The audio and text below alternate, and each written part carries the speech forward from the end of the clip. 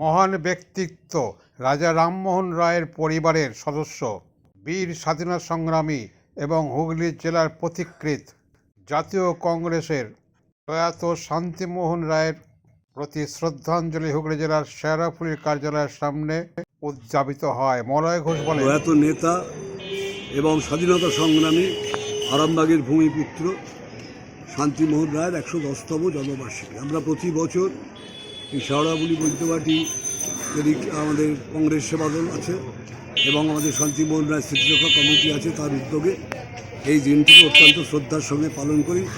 শান্তিদার স্মৃতিকে মানুষের সামনে পুনরুজ্জীবিত করার জন্য। যদিও এই এলাকার মানুষ প্রত্যেকেই শান্তিদাকে শ্রদ্ধা করতেন, ভালোবাসতেন এবং আমরা চাই শান্তিদার যে ত্যাগ এবং কংগ্রেসের জন্য তার যে কাজ, একটা চরম দুর্দিনে শান্তিদা যেভাবে আরামবাগের মতন জায়গায় দাঁড়িয়ে লড়াই করতেন, এমনকি মারও খেয়েছেন, আমরা তার সাক্ষী আছি এবং দিল্লির নেতৃত্ব পর্যন্ত শান্তিদাকে তার সততার জন্য শ্রদ্ধা করতে।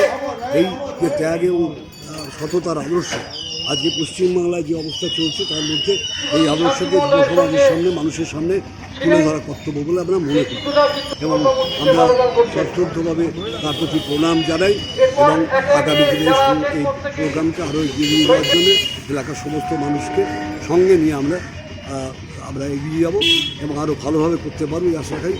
এখানে এই যে স্ট্যাচুটা দেখা যাচ্ছে, এই স্ট্যাচুটা এক সময় আমরাই তৈরি করেছিলাম আমাদের অত্যন্ত সামান্য ক্ষমতায়। আমরা মার্বেল করতে পারিনি, কিন্তু আমাদের মনের মাধুরী মিশিয়ে, আমাদের মনের ভক্তি মিশিয়ে তাকে প্রণাম জানিয়ে আমরা স্ট্যাচু করেছিলাম।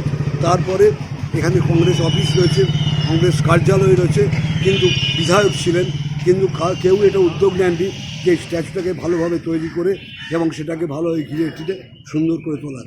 তা আজকে এই ছেলেরা এটাকে নতুন করে রং টং করে ভালো করে এই জিনিসটা তৈরি করেছে। আমি তাদের ধন্যবাদ জানাচ্ছি এবং আপনাদেরও ধন্যবাদ জানাচ্ছি আপনাদের চ্যানেলকে যে এই খবর নজরে এখানে এসে আমাদের সঙ্গে কথা বলার জন্য। চরম দুর্দিনে শান্তিমোহন বাবু যেভাবে এগিয়েছিলেন সকলকে একজোট করে, আজকের এই দুর্দিনে এসআইআর নিয়ে যে বিজেপি এবং অন্যান্য দলগুলো যেভাবে নির্বাচন কমিশন একটা বিরোধী দলের সকলেরই একটাই অভিযোগ যে নির্বাচন কমিশন পারচেস হয়ে গেছে, এই ব্যাপারে আপনি কি বলবেন? আপনারা কি একজোট হয়ে এগোতে পারবেন? শুধু নির্বাচন কমিশন নয়, ভারতবর্ষের যেগুলো স্তম্ভ, গণতন্ত্রের স্তম্ভ, সে সবই পারচেস হয়ে গেছে। যেমন আপনি ধরুন সুপ্রিম কোর্টে এখন কোনো প্রধান বিচারপতি আছেন যারা ন্যায় বিচার করতে চান, কিন্তু তাদের উপর অন্যায় অত্যাচারের খাড়া নেমে আসছে। কিন্তু যারা শাসক দল, কেন্দ্রীয় শাসক দলের সঙ্গে আছে বা তাদের তোষামোদ করে, তারা কিন্তু ভালো জায়গায় পেয়ে গেছে। আর অরুণ মিশ্র প্রাক্তন প্রধান বিচারপতি, তাকে এমপি বানিয়ে দেওয়া হয়েছে, এগুলো আমরা জানি।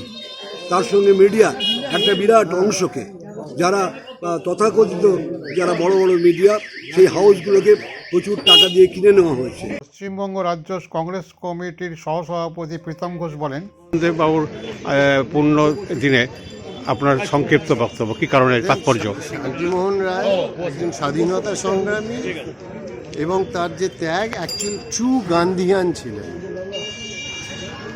আরামবাগের গান্ধী প্রফুল্লচন্দ্র সেনকে বলা হতো তৎসত্ত্বেও, এবং তার সঙ্গে শান্তিমোহন রায়, এদের যে ত্যাগ, এদের যে নিষ্ঠা, তার মধ্যে দিয়ে তারা দেশটাকে ভালোবেসেছে। সবচেয়ে বড় কথা, তিনি রাজা রামমোহন রায়ের এক প্রজন্ম। যে রাজা রামমোহন রায় ভারতবর্ষের সবথেকে বড় জিনিস যেটা সতীদাহ প্রথাকে বন্ধ করলেন, যে রামমোহন রায় পাশ্চাত্য শিক্ষাকে এনে শিক্ষার বিস্তার ঘটালেন, সেই পরিবারের মানুষ, সেইখান থেকে তিনি উঠে এসেছিলেন। তিনি ভারতবর্ষ তথা পশ্চিমবঙ্গের কি করে এগিয়ে নিয়ে যাওয়া যায় সেইটাই ভেবেছিলেন। তার হাতে প্রতিষ্ঠিত রামমোহন কলেজ আজ খানাকুলে, তারা ওনার হাতে প্রতিষ্ঠিত, তার সংগ্রামের দ্বারা প্রতিষ্ঠিত সেই কলেজ আজ আছে। সেইখান থেকে আজ ছেলেমেয়েরা পাশ করছে। আজকে দুঃখের বিষয়, সেই রামমোহন রায়কে যখন কেন্দ্রীয় সরকারের মন্ত্রী একটা উপেক্ষা করেন এবং ব্যঙ্গ করেন, তার কারণ তাদের মধ্যে না আছে শিক্ষা, তাদের মধ্যে না আছে দীক্ষা। ভারতবর্ষের কংগ্রেস কোনোদিন অন্য রাস্তায় যায়নি। ভারতবর্ষের কংগ্রেস মানুষকে সঙ্গে নিয়ে এগিয়ে যাওয়ার পথে চলে এবং সেই পথেই চলে। ধন্যবাদ। আপনার নাম? প্রীতম ঘোষ, সহসভাপতি, পশ্চিমবঙ্গ প্রদেশ কংগ্রেস কমিটি এবং অল ইন্ডিয়া কংগ্রেস কমিটির মেম্বার।